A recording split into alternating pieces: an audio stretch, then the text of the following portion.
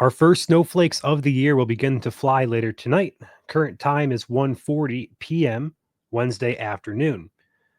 We're going to talk about hour by hour breakdowns, what areas could see snow, what areas could see rain, and how much to expect. So, our system that has been long anticipated and much talked about on social media is finally here on our doorstep, currently developing over our heads as we make this video.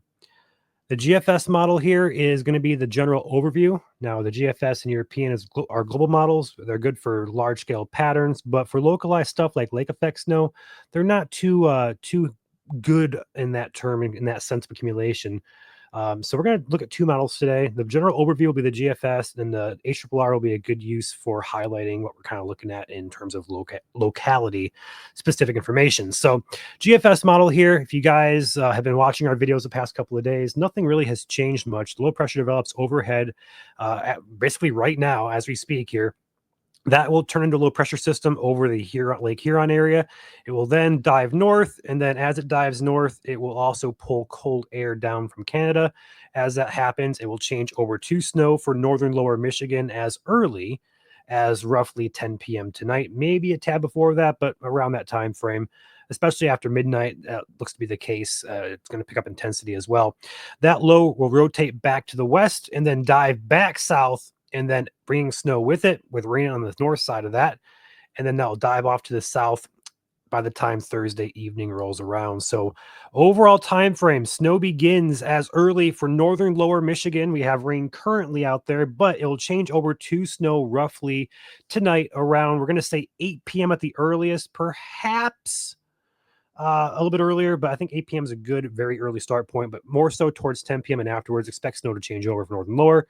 And then that's going to continue to move and dive southward for western lower Michigan and perhaps parts of the UP as well around that time frame. So overnight between midnight and 8 a.m. is going to be the best time for snowfall in general, but we could see our first flakes start flying here a little bit before that.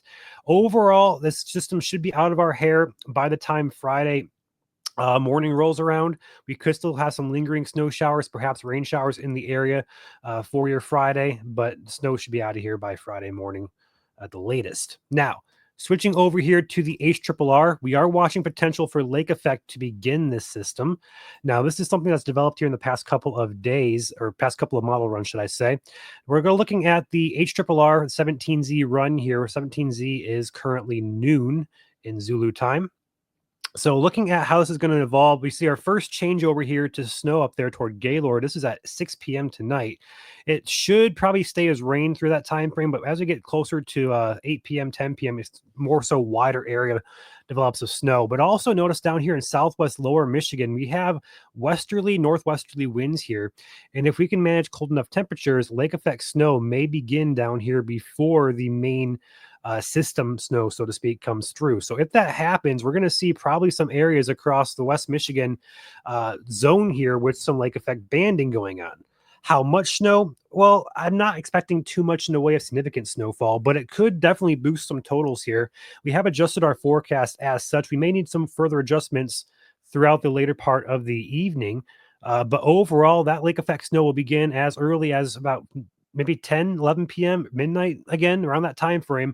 That should pick up intensity. And as it does so, that will continue to move easterly there, reaching some portions of the east side of Michigan as well. However, the further east you go, the less likely snow showers and accumulation becomes. So overall, lake effect snow does look potential for that to occur. And as a result, this model is throwing out some accumulations for portions of Western Michigan. Now, the latest model here does have a few in particular bands here that do have potential for, we're going to say, 2 to 4 inches. We have the main one down there from Berrien, Cass, and Van Buren County. We're also having one up there in Allegan County and also one taking shape now in Ottawa County. So keep an eye further north as well. But overall, the best chance for that does appear to be further south right now from Van Buren, Berrien, and Cass County. And then lake effect snow showers will continue eastward towards that Lansing, Coldwater, Hillsdale area.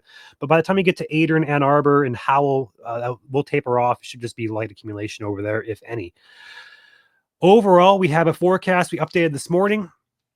So a couple of changes from yesterday's video. We are keeping the trace to 1 inch in the east side of Michigan, as well as the portions of northern lower and the UP there, especially around the lake areas. We're keeping The 1 to 3 up there in the UP. We added a 1 to 3 for Menominee County south of Felch there. Latest model guidance does show some potential for accumulating snow in Menominee County. Further east there toward Newberry and Mackinac, like Chippewa, Mackinac counties there. We're not expecting to see too much there, but latest model trends are starting to pick up some accumulation there in the southern part. We're going to say Mackinac County in particular. We may have to add another contour up there, perhaps a 1 to 2 inch. We'll see how that trends throughout the day here.